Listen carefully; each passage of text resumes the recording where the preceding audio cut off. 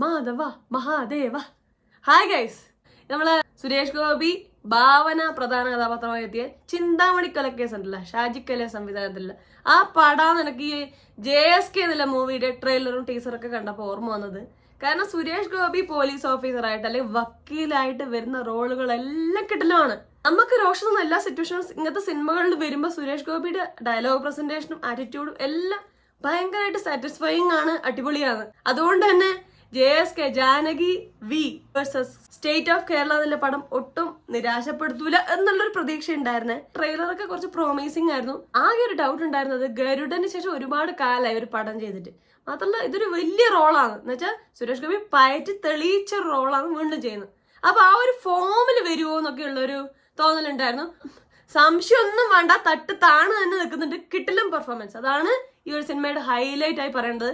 നല്ല ഹെവി ആയ dialogue presentation, attitude, അത് ആദ്യത്തെ കോർട്ട് റൂം സീനുകളൊക്കെ ഉണ്ട്. അനുപമ പരമേശ്വരനായിട്ടുള്ള സീനുകളിലെല്ലാം ഹെവിയാണ്. പല രീതിയിലുള്ള ക്വസ്റ്റ്യൻസ് ഉണ്ട്. ആ ഓരോ ചോദ്യങ്ങൾക്കും പുള്ളിക്കാരനിടുന്ന മോഡുലേഷൻ, ഡയലോഗ് ഡെലിവറി എല്ലാം കിടലായിരുന്നു. നല്ലൊരു ഫീലിംഗ് ഉണ്ടാക്കിയിട്ടുണ്ട്. SG വൻ തിരിച്ചു വരവാന്നത്. ഗരുഡ എന്നുള്ള സിനിമയിലൊരു നമുക്ക് തിരിച്ചു കിട്ടി, പക്ഷെ അതൊരു പവർഫുൾ ആയിട്ടില്ല. ഇത് നമ്മൾ പണ്ടത്തെ പടമല്ലേ, കമ്മീഷണർ, അങ്ങനത്തെ പടങ്ങളൊക്കെ ഓർമ്മ വരും. ചിന്താമണി കൊലക്കേസ്, അങ്ങനെ ഒരുപാട് പടങ്ങളുണ്ടല്ലോ നമ്മളെ കോരിത്തെരിപ്പിച്ച പടങ്ങൾ, അതൊക്കെ ഓർമ്മ വരും.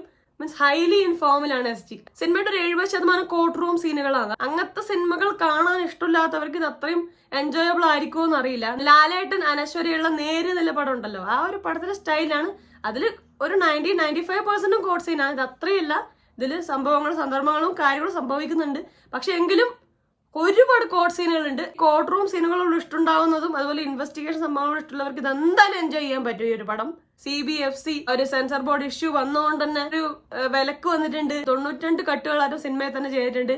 പിന്നെ 2 ദിക്കിൽ മ്യൂട്ട് ചെയ്തൊക്കെ ഉണ്ട്. അങ്ങനെയാണ് ഇത് പുറത്തിറങ്ങിയത്. കാരണം ആദ്യം Janaki versus state of Kerala എന്നായിരുന്നു പേര്. ജാനകി എന്നുള്ള പേര് ഉപയോഗിക്കാൻ പാടില്ല എന്ന് പറഞ്ഞു എന്നിട്ടാണ് Janaki V versus state of Kerala ആക്കിയത്. അപ്പൊ ശരിക്കും ഞാൻ വിചാരിച്ചു ഇതിൽ പൊളിറ്റിക്കലി ആരുടെ സപ്പോർട്ട് ആയിട്ടാണ് പറയുന്നത്, BJP അനുകൂലമായിട്ടുണ്ടോ, നമ്മൾ ഇവിടുത്തെ മാർക്സിസ്റ്റുകൾക്ക് എതിരായിട്ടുണ്ടോ, എന്തൊക്കെയാണെന്ന് കാണാനുള്ള ഒരു വെയിറ്റിംഗ് ഉണ്ടായിരുന്നു. ഇത് ഇവിടുത്തെ ഭരണപക്ഷത്തെ എല്ലാം ഒരു ചോദ്യം ചെയ്യിപ്പിക്കുന്ന സംഭവം ഈ സിനിമയിലുണ്ട്. ശരിക്കും നമ്മൾ ഇവിടുത്തെ ഒരു ഭരണപക്ഷത്തെ മാത്രമല്ല, ഇന്ത്യയിൽ ഒട്ടുക്കെയുള്ള എല്ലാ ഭരണപക്ഷത്തെയും ചോദ്യം ചെയ്യപ്പെടുന്ന ഒരു കാര്യമാണ്. ഇവിടുത്തെ സ്ത്രീകൾ സുരക്ഷിതരാണോ? ഈ സിനിമയിൽ തന്നെ കാണിച്ചിരിക്കുന്നത് ഒട്ടും പ്രതീക്ഷിക്കാതെ വളരെ എന്താ പറയാ കൂളായിട്ട് സാധാരണ ഒരു ദിവസത്തിൽ സംഭവിച്ച ഒരു ഇൻസിഡന്റ് ആണ് ഇപ്പൊ ഇതിൽ കാണിക്കുന്നത്.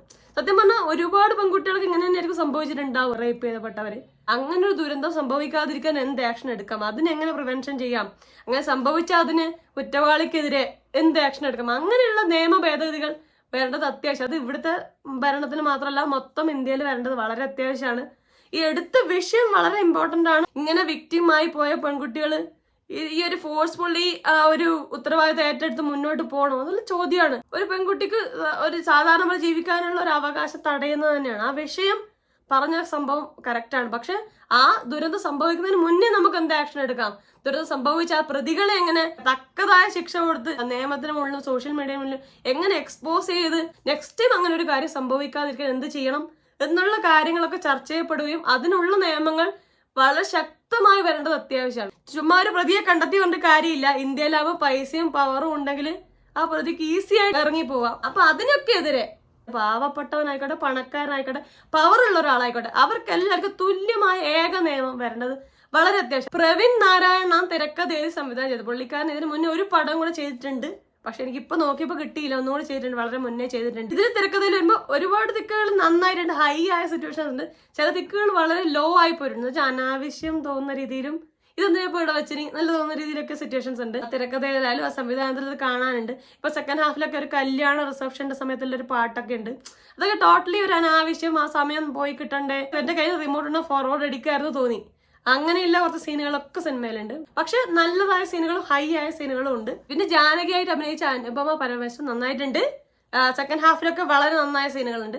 ഫസ്റ്റ് ഹാഫിൽ സുരേഷ് ഗോപി അനുപമ പരമേശ്വരായിട്ടുള്ള കോട്ട് സീനുകളിലൊക്കെ പുള്ളിക്കാരിയുടെ ഒരു മുഖഭാവം അല്ലെങ്കിൽ ഒരു ഡയലോഗ് ഡെലിവറി എല്ലാം ഒരു വിക്ടിം ആയതിന്റെ ടോട്ടൽ ഒരു ഫീലിംഗ് ഉണ്ടായിരുന്നില്ല. ഇപ്പൊ നേരിൽ അനശ്വര രാജൻ അഭിനയിച്ചപ്പം പുള്ളിക്കാരിയുടെ മുഖഭാവം, ആറ്റിറ്റ്യൂഡ്, ബോഡി ലാംഗ്വേജ് എല്ലാം ഒരു വിക്ടിം ആയതിന്റെ ഒരു ചേഞ്ചസ് കോർട്ട് റൂം സീനുകളിലും എല്ലാം ഉണ്ടായിരുന്നു.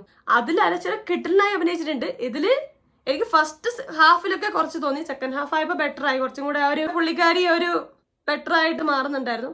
പക്ഷെ ഓവറോൾ കൊള്ളാം. പിന്നെ ശ്രുതി രാമചന്ദ്രൻ ഉണ്ട്, ഒരു ബോൾഡായ റോളിലാണ്, അടിപൊളിയായി ചെയ്തിട്ടുണ്ട്. കോർട്ട് റൂം സീനുകളിലെല്ലാം കിടലിനാക്കിയിട്ടുണ്ട്, അടിപൊളിയാക്കിയിട്ടുണ്ട്. മാധവ് സുരേഷ് ട്രോളാൻ മാത്രം പുള്ളിക്കാരൻ ചെയ്തിട്ടുണ്ട്. ഈ പടം വളരെ മുന്നേ എടുത്തതാണ്, എന്ന് വെച്ചാല് പുള്ളിക്കാരൻ അധികം പ്രായമുള്ള സമയത്തല്ല. അത് അഭിനയത്തിനും കാണാനുണ്ട്. ഒട്ടും ഒരു എന്താ പറയാ ഒരു എക്സ്പ്രഷൻ ഉണ്ടായിരുന്നില്ല. നമ്മൾ പ്രസംഗം പറയുന്ന പോലെ ഒരു ഫീൽ ഉണ്ടായിരുന്നു. കുറച്ചും കൂടെ ഇമ്പ്രൂവ് ആവാനുണ്ട്. പിന്നെ ആസിഫ് അലിയുടെ അനിയൻ അസ്കർ അലി ഉണ്ട്, അത്യാവശ്യമുള്ള ഒരു ക്യാരക്ടറായി തോന്നിയില്ല.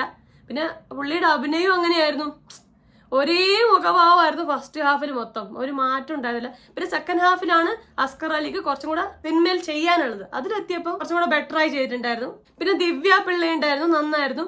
പിന്നെ നന്ദു കൃഷ്ണ ഒരു പോലീസുകാരനായി എത്തിയാൽ അത് നന്നായിരുന്നു, നല്ല ആറ്റിറ്റ്യൂഡും ആ ഒരു പോലീസ് ലുക്കും ആ ഒരു ക്യാരക്ടറിന് വേണ്ട ഒരു സംഭവം കൊടുത്തിട്ടുണ്ട്, അടിപൊളിയാക്കിയിട്ടുണ്ട്. പിന്നെ ജിബ്രാനാണ് സ്കോർ ചെയ്തിരിക്കുന്നത്. ആ ഫസ്റ്റ് ഹാഫിലൊക്കെ നല്ല രസമുണ്ടായിരുന്നു. ഫസ്റ്റ് ഹാഫിൽ മാത്രം സെക്കൻഡ് ഹാഫിലും ഇൻവെസ്റ്റിഗേഷൻ സംഭവത്തിന് കൊടുക്കേണ്ട ഒരു സ്കോർ കൊടുത്തിട്ടുണ്ട്. പിന്നെ ക്ലൈമാക്സിലെ ഫൈറ്റ് സീനുകളൊക്കെ രസമുണ്ടായിരുന്നു. അത് സുരേഷ് ഗോപിക്ക് സ്റ്റണ്ട് ചെയ്യാനുള്ള ഒരു സ്ഥലം കൊടുത്തതാണ്, പക്ഷെ അത് രസമുണ്ടായിരുന്നു, എനർജറ്റിക് ആയിരുന്നു. എനിക്ക് എന്തായാലും ഓവറോൾ പടം ഇഷ്ടപ്പെട്ടു. ഭയങ്കര സംഭവമാണെന്ന് ഞാൻ പറയില്ല, കുറച്ച് കാര്യങ്ങൾ അനാവശ്യമായിട്ടൊക്കെ സീനും സംഭവങ്ങളൊക്കെ ഉണ്ട്. ഓവറോൾ എനിക്ക് ഇഷ്ടപ്പെട്ടു. നിങ്ങൾക്ക് എൻ്റെ അതേ അഭിപ്രായമാണെന്നില്ല, നിങ്ങൾക്ക് ചിലപ്പോൾ ഇഷ്ടപ്പെട്ട് കാണില്ല, ചിലപ്പോൾ ഭയങ്കര ഇഷ്ടപ്പെട്ട് കാണും.